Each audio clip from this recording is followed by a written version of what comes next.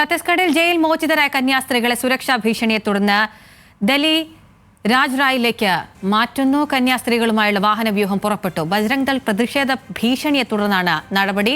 കനത്ത പോലീസ് സുരക്ഷയിലാണ് യാത്ര. വിവരങ്ങളുമായി ശരത് ലാൽ ഉണ്ട്. ശരത്ത്, അവർ പുറപ്പെട്ടിട്ടുണ്ടോ? എപ്പോഴാണ് അവിടെ എത്തുക? എന്തൊക്കെ വിശദാംശങ്ങളാണ് നിലവിൽ ലഭിക്കുന്നത്?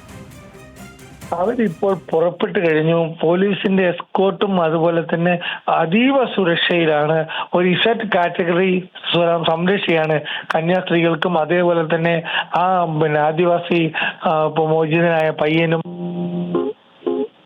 ിരിക്കുന്നത്. ഏതായാലും ബജ്രംഗ് ദളിന്റെ വളരെ ശക്തമായ ഭീഷണിയാണ് ഇവർക്കുള്ളത്. അതുകൊണ്ട് തന്നെയാണ് ഇവിടുന്ന് 80 മുതൽ 112 കിലോമീറ്റർ ഇടക്കാണ് ഇപ്പോൾ ഉള്ള ഡൽഹി രാജാഗാം. അതിലേക്കാണ് ഇപ്പോൾ ഇവർ പോയിക്കൊണ്ടിരിക്കുന്നത്.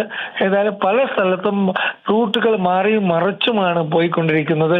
അത് തന്നെ കാണിക്കുന്നത് ബജ്രംഗ് ദള് ഇവരെ സ്വാഭാവികമായിട്ടും ഇപ്പോൾ വളരെ പ്രധാനപ്പെട്ട ഇവിടുത്തെ മീഡിയയിൽ വരുന്ന കാര്യങ്ങൾ അവർക്ക് ജാമ്യം ലഭിച്ചത് എന്നുള്ളത് അല്ല, അവർ കുറ്റം ചെയ്തു എന്നുള്ള രീതിയിൽ തന്നെയാണ് ഈ പ്രാദേശിക മാധ്യമങ്ങളൊക്കെ വാർത്ത വരുന്നത്.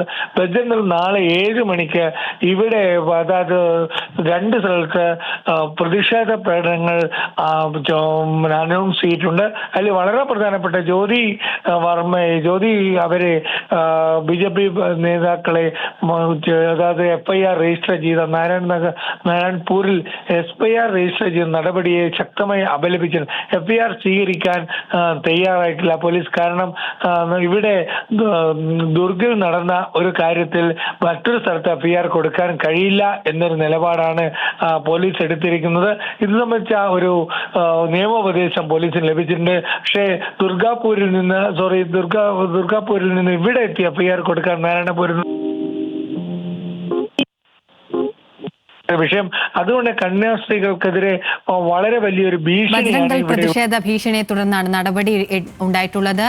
ഇപ്പോൾ കന്യാസ്ത്രീകളെ അവിടെ നിന്ന് മാറ്റുന്ന നടപടിയിലേക്കാണ് കടന്നിട്ടുള്ളത്. കനത്ത പോലീസ് സുരക്ഷയിലാണ് യാത്ര. വിദ്വേഷ പ്രചരണം തുടരുകയാണ്. ബജ്രംഗ് ദൾ പ്രവർത്തകർ ശരത് ലാലാണ് വിവരങ്ങൾ നൽകിയത്.